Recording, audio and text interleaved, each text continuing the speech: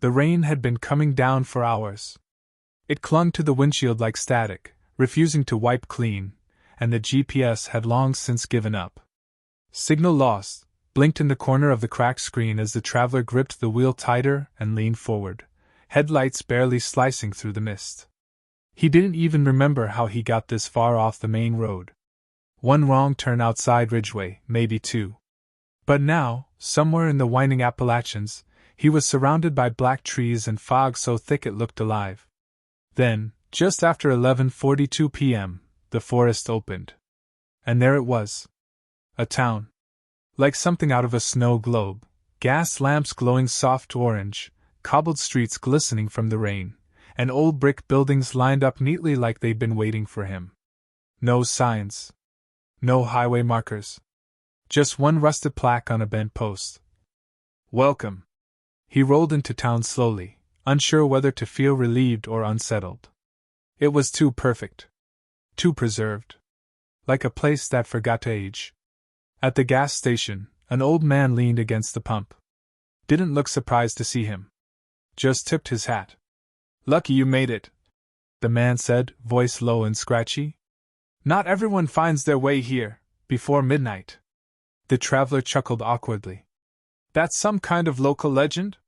The man didn't laugh. He just lit a cigarette with hands that looked like cracked leather. "Get yourself a room, stranger," he said. "And if you plan on leaving—" He let the silence hang, then looked up with a stare that made the traveler's stomach tighten. "Do it before midnight." The inn was small, 2 stories, cedar-framed, with a yellow porch light that flickered as the traveler stepped inside. The woman behind the front desk looked up like she'd been waiting for him. She didn't ask his name. Just slid over a worn-out ledger with a single line waiting to be signed. "You made it just in time," she said without smiling. The traveler blinked. "Yeah, a guy at the gas station said something weird about that." "Midnight?" She paused, pen still in hand. "It's a small town," she said finally. "We keep to our hours." "Right," he said, half laughing.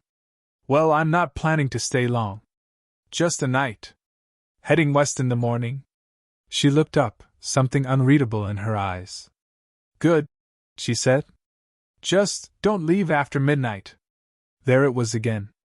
He leaned on the counter. "Okay, but why? What happens?"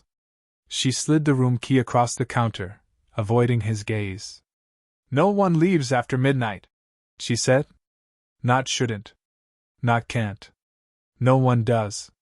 He wanted to press, but something about her tone, quiet, heavy, practiced, made him stop. Upstairs, room 3 smelled like cedar and lavender. The bed was too neat, like no one had ever used it. The window overlooked the main street, and beyond that, nothing. Just trees and fog. No neon signs. No tail lights. No sky. He sat on the edge of the bed, thinking about the gas station guy. About the woman.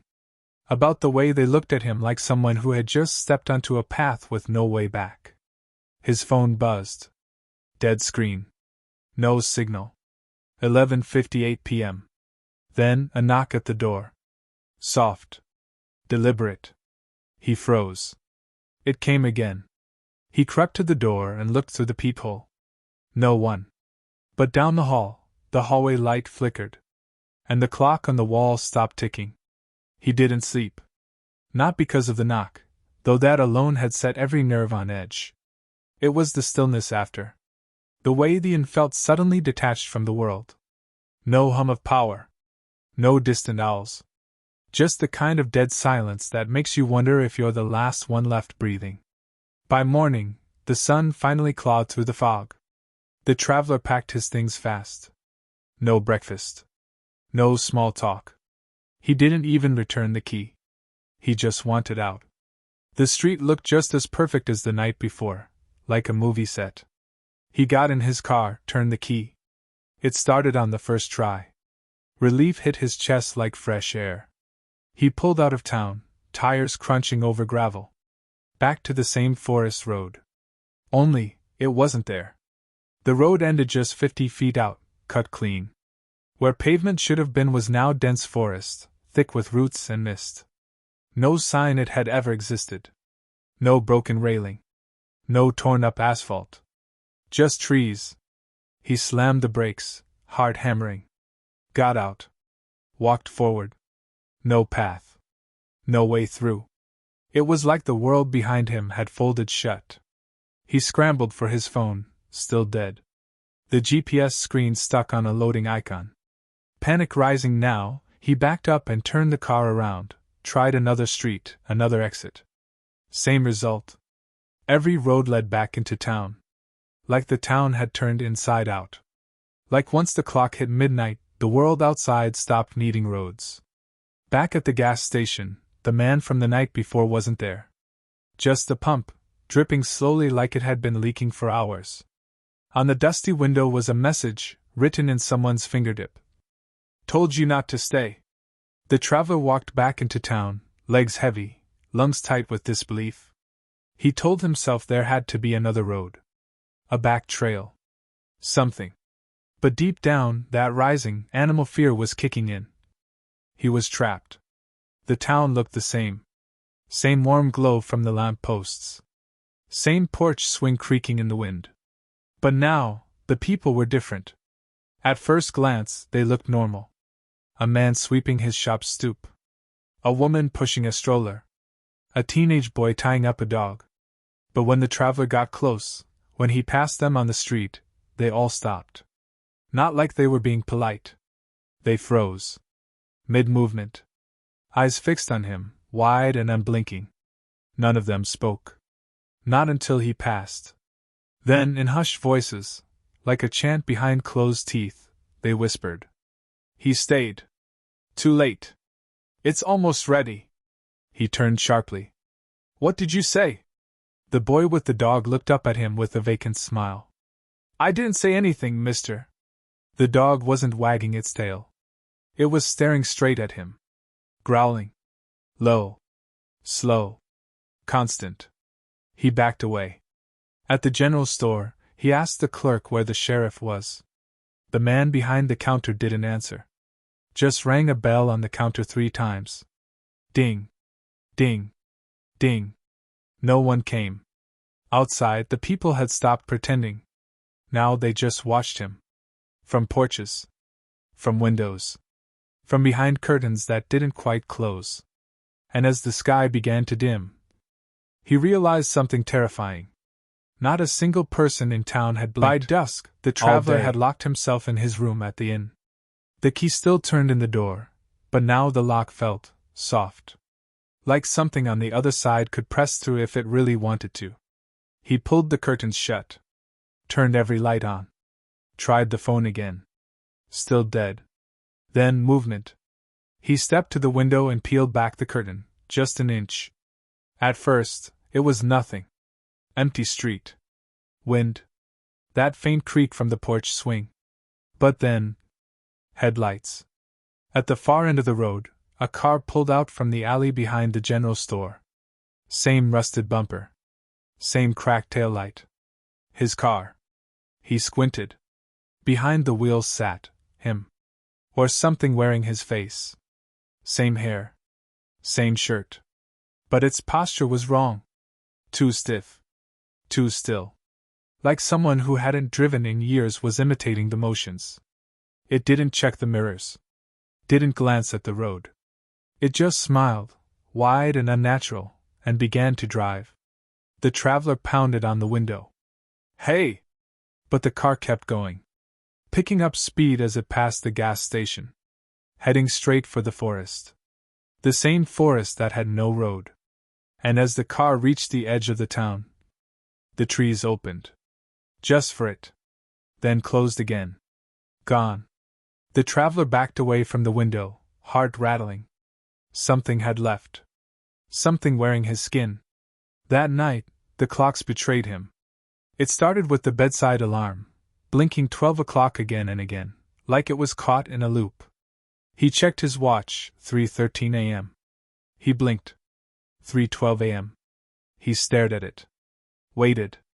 3:11. The numbers were moving backward. He jumped to his feet, heart pounding, and crossed the room to the hallway. The old grandfather clock at the end ticked once. Then again. Then ticked in reverse. Tick, tick, tick back. Outside the window, the moon flickered. Not moved, flickered. Like a faulty light bulb in the sky. He saw the woman from the front desk step out onto the porch below. She lit a cigarette. Took a puff. Turned her head. Then did it all again. Same motion. Exact same timing? Like a looped recording. The traveler backed away. Downstairs, the radio near the lounge was on, even though no one had touched it in days. It played a single song. Musical note. You can check out any time you like, but you can never leave. Musical note. He turned the dial. It didn't stop. He pulled the plug from the wall. The song kept playing. Then from the corner of his eye, outside the inn window again, he saw the child with the red ball. It slipped from the child's hand. Bounced once. The child chased after it. Slipped. Fell. Then stood back up. Ball in hand. It slipped again. Same fall. Same cry. Over and over and over. He wasn't in a town anymore. He was in a clock that had snapped its gears. And time wasn't broken. It was feeding on him. At first light, if it could be called that, he left the inn on foot. No more waiting. No more questions. Just get out. He didn't pack. Didn't lock the door. He just walked. Fast. Then faster. Past the diner. Past the gas station. Past the billboard that had started peeling in reverse. He headed toward the tree line where his car, his double, had disappeared the night before. To his surprise, a path appeared. A narrow dirt road, barely visible through the mist. It shouldn't have been there. But it was. And it led away. He followed it, heart hammering. An hour passed. Then two. The trees closed in. The mist got heavier. The birds were silent. He didn't care. He kept walking. Until finally, the forest thinned. And opened. To a street. Cobbled. Clean. Familiar. Ahead stood a gas station. The same porch swing. The same broken neon light spelling, "I see." The same bent metal sign welcoming him to town. He was back. He stumbled forward, shaking. Had he turned around without realizing? Was this a different road? Then he saw the inn. And on the porch. He was sitting there. Not the smiling imposter from before. Not exactly. Just him. Same clothes. Same backpack. But his face was blank. Pale. Watching. Waiting. The traveler backed away slowly, hands trembling. He hadn't walked in circles. He'd walked into a trap that didn't let go. He didn't go back to the inn. He couldn't. Instead, he wandered the streets, numb, exhausted, until he reached the town library. It looked abandoned from the outside, its windows fogged, doors slightly ajar like it had been left that way for him. Inside, the air was still. Heavy. Dust hung in the light like it had been waiting for years to settle. He drifted between the shelves, not sure what he was looking for, until he found a narrow hallway at the back. No sign. Just a small wooden door, partially open. Beyond it, a room full of books. Not fiction. Not history. Ledgers. Handwritten. Leather-bound. He opened one. Inside were names. Dates. Faces, sketched with unsettling precision. Notes scribbled in margins like journal entries. And then, he found his own name. Name redacted, arrived 11:42 p.m. /checked in at room 3 / attempted to leave at 12:03 a.m. His hand trembled as he turned the page. A line had been drawn under his profile. Beneath it, in faded ink, "Replacement initiated." He flipped backward through the book. More names. Dozens. Maybe hundreds. And all of them ended the same way. Stayed too long. Never left. Replaced. One entry, dated 50 years ago, was circled. Next to it was a photo, aged and yellowing, but the face was unmistakable. The gas station man? He was smiling too wide, even back then. The traveler slammed the book shut and staggered backward, knocking over a chair. He looked up. The librarian was there now. Except, there hadn't been one before. Her eyes were glassy. Her mouth didn't move when she spoke. "It's always been this way." "Why?" he whispered. She tilted her head. "This place doesn't run on time. It runs on souls." Then she stepped aside, revealing a mirror behind her. And in the reflection, he wasn't there. The next morning, the fog cleared early. Bright sky. Crisp air. A perfect mountain day. A car rolled into town, an unfamiliar one. Shiny. New. Music still playing through the speakers. Behind the wheel, a young woman. Solo traveler. Road trip energy. Sunglasses. A curious smile. She pulled into the gas station. It was quiet. Too quiet. The wind shifted the porch swing gently, back and forth. And then, a man stepped out from the shadow beside the pump. Flannel shirt. Calm face. Weathered hands. The same man who used to be the traveler. Now he was something else. He gave the girl a warm nod, like he knew her. "Lucky you made it," he said. "Not everyone finds their way here before midnight." She smiled. "That's so?" He tilted his head, just slightly. His eyes empty. "But if you're planning to leave..." He pointed toward the road behind her. Already, the forest was shifting. "Do it before midnight."